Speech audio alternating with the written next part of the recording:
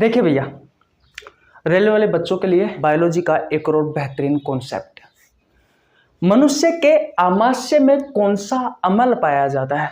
अब आपको लग रहा होगा कि HCl अम्ल पाया जाता है, हमें अच्छे से याद है, लेकिन मैं आपको बता दूं, जब HCl से आपके एग्जाम में क्वेश्चन पूछे जाते हैं तो भैया अच्छे अच्छे स्टूडेंट यहाँ से आंसर नहीं दे पाते हैं। और यहाँ से रेलवे ग्रुप डी में क्वेश्चन पूछे गए, NTPC में, LP technician, RRB JEE, SSC और भी बहुत सारे अदर कम्पिटिटिव एग्जाम में यहाँ से क्वेश्चन पूछे गए। इसलिए ध्यान से समझ लेना, क्योंकि एक एक लाइन आपके एग्जाम के पॉइंट ऑफ व्यू से बहुत ज़्यादा इंपॉर्टेंट है। जैसा कि आप सभी को पता है, इस क्वेश्चन का राइट आंसर होगा HCl। नहीं पता है तो देख लीजिए भैया, आपके पेट में, आमाशय को पेट कहा जाता है, स्टोमक कहा जाता है, उदर कहा जाता है, तो आपके पेट में कौन सा अम्ल होता है? HCl। इस HCl की फुल फॉर्म होती है हाइड्रोक्लोरिक अम्ल। Hydrochloric acid, hydrochloric acid, hydrochloric acid. अगर स्पेलिंग में कोई प्रॉब्लम हो तो भैया आप सही कर लेना, ठीक है। तो कौन सा अम्ल होता है हमारे पेट में? HCl होता है, हाइड्रोक्लोरिक एसिड होता है। इतनी बात क्लियर है? अब ध्यान से समझना, इस अम्ल का जो pH मान होता है वो होता है 0 से लेकर के 6.9 तक। तो इसकी प्रकृति कैसी हो जाएगी? मैंने आपको बहुत अच्छे से बता रखा है कि pH स्केल में 7 से 1 की तरफ जाने पर अम्लीयता बढ़ती है और 7 से 14 की तरफ जाने पर क्षारीयता बढ़ती है। तो भैया ये होगा परबल अम्ल। अब ये इतना खतरनाक है कि जो भी इसके संपर्क में आएगा ये उसको नष्ट कर देगा। तो भैया पेट के अंदर की तरफ जो दीवार होती है उसे एक चिपचिपा पदार्थ निकलता है। अब वो चिपचिपा पदार्थ होता है, उसे म्यूकस कहा जाता है, उसे श्लेष्मा कहा जाता है। वो क्षारीय प्रकृति का होता है, क्योंकि ये अम्ल है और वो क्षारीय प्रकृति का है, तो अम्ल और क्षार लवण का निर्माण करती है, उदासीन का निर्माण करती है। तो इस HCl के प्रभाव को रोकने के लिए जो चिपचिपा पदार्थ है, जो कि पेट की जो दीवारों से, जो पेट की जो दीवारें होती है उससे निकलता है, उसे कहा जाता है श्लेष्मा या म्यूकस, जो HCl के प्रभाव से पेट को बचाती है। इतनी बात क्लियर है? पहली बात तो आपको ये कन्फर्म हो गई, किसी को कोई प्रॉब्लम यहाँ तक बिल्कुल नहीं होनी चाहिए। ओके, अब याद रखना, इसका निर्माण होता है ऑक्जिनेटिक सेल से। ऑक्जिनेटिक सेल से आपसे क्वेश्चन पूछा जाए कि भैया HCl का निर्माण हमारे पेट में किन कोशिकाओं से होता है, तो ऑक्जिनेटिक सेल से होता है। ये क्वेश्चन भी आपसे रेलवे ग्रुप डी में पूछा गया। इतनी बात क्लियर है? कुछ याद नहीं करना। अगर आपसे क्वेश्चन पूछा जाए कि भैया मनुष्य के पेट में, यानी कि मानव के पेट में जो HCl है, हाइड्रोक्लोरिक अम्ल है, उसका निर्माण किस कोशिकाओं से होता है, उसका निर्माण किन कोशिकाओं से होता है, तो ऑक्जिनेटिक सेल से होता है। अब इसका काम क्या है, क्या काम है वो ध्यान से समझ लेना। पहला इसका कार्य है कि अगर भोजन के साथ में, अरे भाई पेट है, अब पेट में भोजन है, अब भोजन में कोई बैक्टीरिया है तो उन बैक्टीरियाओं को ये पहले तो नष्ट करेगा। क्या करेगा? ये नष्ट करेगा भैया। तो पहला काम तो इसका ये हो गया।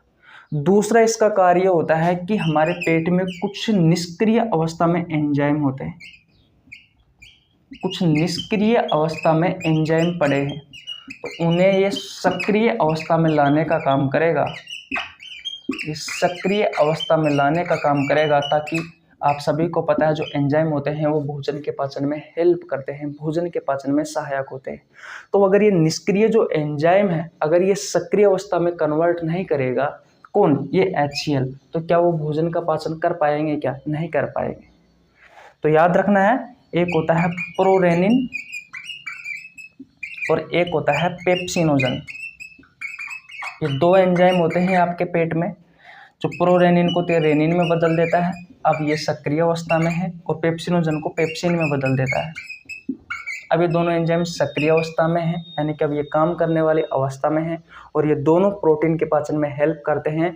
और मैंने आपको लास्ट क्लास में जब आपको पढ़ाया था कि हमारे शरीर में किस तरीके से प्रोटीन का पाचन होता है, तो वहाँ पर मैंने आपको रेनिन एंजाइम और पेप्सिन एंजाइम दोनों के कार्य पढ़ाए थे। तो इसका पहला कार्य क्या हो गया कि भोजन के साथ अगर कोई बैक्टीरिया आया है तो उसे नष्ट कर दिया। दूसरा, ये किस तरीके से हमारे पेट में भोजन के पाचन में सहायक होता है, तो जो निष्क्रिय एंजाइम पड़े हैं, निष्क्रिय अवस्था में जो एंजाइम पड़े हैं उन्हें सक्रिय अवस्था में कन्वर्ट कर देता है, जैसे कि प्रोरेनिन को रेनिन में बदल दिया और पेप्सिनोजन को पेप्सिन में बदल दिया। इसका निर्माण किस कोशिका से होता है, ये इंपॉर्टेंट है भाई, ये इंपॉर्टेंट है। ऑक्जिनेटिक सेल से, ऑक्जिनेटिक सेल से, ऑक्जिनेटिक सेल से, ऑक्जिनेटिक सेल से। इतनी बात क्लियर है। इसका पीएच मान होता है 0 से लेकर के 6.9, प्रबल अम्ल होता है ये। इसे हम तेजाब भी कहते हैं भाई आम भाषा में। अब तेजाब जिस चीज पर पड़ेगा वो चीज नष्ट होगी या नहीं होगी, होगी। तो पेट को इसके प्रभाव से बचाने के लिए पेट की जो दीवारें होती है उनसे एक चिपचिपा पदार्थ निकलता है, जिसे श्लेष्मा म्यूकस कहा जाता है, जिसकी प्रकृति क्षारीय होती है। तो वो चिपचिपा जो पदार्थ होता है म्यूकस, वो इस अम्ल के प्रभाव को पेट से बचाता है, पेट को बचाता है। इतनी बात क्लियर है। किसी को कोई प्रॉब्लम यहाँ तक बिल्कुल भी नहीं होनी चाहिए। अब देखो, इससे संबंधित एक बीमारी और है। वो बीमारी क्या है, तो जब हम कोई स्पाइसी यानी कि ज्यादा मिर्ची वाला खाना खा लेते हैं या बहुत सारी चीजें एक साथ खा लेते हैं, तो क्या होता है, हमारे पेट में गैस बनने लग जाती है। तो जो स्पाइसी वाला खाना है जिसमें मिर्ची मसाला बहुत तेज है भैया, तो वो क्या करता है, हमारे शरीर में ये जो HCl होता है, हाइड्रोक्लोरिक अम्ल होता है, वो इसकी मात्रा को बढ़ा देता है, जिससे क्या होता है, आपके पेट में गैस बनने लग जाती है। तो फिर सिंपल भाषा में हमारे घर में अगर हमें ये प्रॉब्लम आती है तो घर वाले बड़े बुजुर्ग क्या कहते हैं कि भैया, बड़े बुजुर्ग तो हो सकता है जानते हो या नहीं जानते, लेकिन जो पढ़ा लिखा है वो ये कहता है कि भैया आप इनो ले लीजिए, आपका पेट सही हो जाएगा। अब इनो में क्या होता है, मैग्नीशियम हाइड्रोक्साइड होता है। क्या होता है भैया, ये मैग्नीशियम हाइड्रोक्साइड होता है। क्या होता है, ये मैग्नीशियम हाइड्रोक्साइड होता है भैया, ये मैग्नीशियम हाइड्रोक्साइड होता है इनो में, ठीक है। अब जैसे ही आपने इनो पिया पानी में डाल करके, तो ये मैग्नीशियम हाइड्रोक्साइड आपके पेट में गया, और पेट में क्या है, HCl है। ये HCl बढ़ा हुआ है क्योंकि आपने स्पाइसी वाला खाना खा लिया, जिससे ये HCl बढ़ गया। तो ये दोनों आपस में क्रिया करेंगे, तो क्या बनाएगा, ये बनाएगा भैया, मैं आपको बताता हूँ, मैग्नीशियम क्लोराइड बनाता है। ये मैग्नीशियम क्लोराइड बनाता है, साथ ही साथ मात्रा में, कुछ मात्रा में जल का निर्माण करता है। तो मैग्नीशियम जो क्लोराइड है, ये एक प्रकार का लवण है, ये एक प्रकार का साल्ट है। अब भैया HCl का प्रभाव वैसे ही कम हो गया, क्योंकि ये क्षारीय प्रकृति का होता है मैग्नीशियम हाइड्रोक्साइड, और ये अम्लीय प्रकृति का है। तो अम्ल और क्षार जब आपस में मिलते हैं तो भैया लवण का निर्माण होता है। तो ये लवण है, ये साल्ट है। तो यहाँ पर फिर भैया क्या होगा, ये HCl का प्रभाव कम हो जाएगा और आपका पेट सही हो जाएगा। आपका पेट सही हो जाएगा, आपके पेट में जो गैसें बन रही थी अब वो सही हो जाएगी। तो ये एसिडिटी को भी दूर करता है भाई। आपके पेट में जो सिंपली भाषा में इस बीमारी को क्या कहा जाता है, एसिडिटी कहा जाता है। तो ये एसिडिटी को भी सही करने में हेल्प करता है। एसिडिटी के लिए जिम्मेदार होता है, सही करने में हेल्प नहीं करता है, एसिडिटी के लिए जिम्मेदार होता है। इतनी बात क्लियर है। तो ये सारी चीजें आपको याद रखनी है। इससे ज्यादा HCl से नहीं क्वेश्चन पूछे जाते हैं भैया। जो जो पूछे जाते हैं वो मैंने आपको बता दिया। मैंने आपको सच्ची बता रहा हूँ, यकीन मानिए, अगर आप हमारे वीडियो देख रहे हो तो आपको बहुत अच्छे अच्छे कॉन्सेप्ट सिखाए हैं मैंने। इसमें बायोलॉजी से संबंधित कॉन्सेप्ट सिखाया है, या HCl से संबंधित कॉन्सेप्ट सिखाया है। हमारे शरीर में किस तरीके से कार्बोहाइड्रेट का पाचन होता है, किस तरीके से प्रोटीन का पाचन होता है, किस तरीके से वसा का पाचन होता है, इसमें कौन कौन से एंजाइम वसा के पाचन में, कार्बोहाइड्रेट के पाचन में, प्रोटीन के पाचन में सहायक होते हैं। ये सारी चीज़ें मैंने आपको बताई है भैया।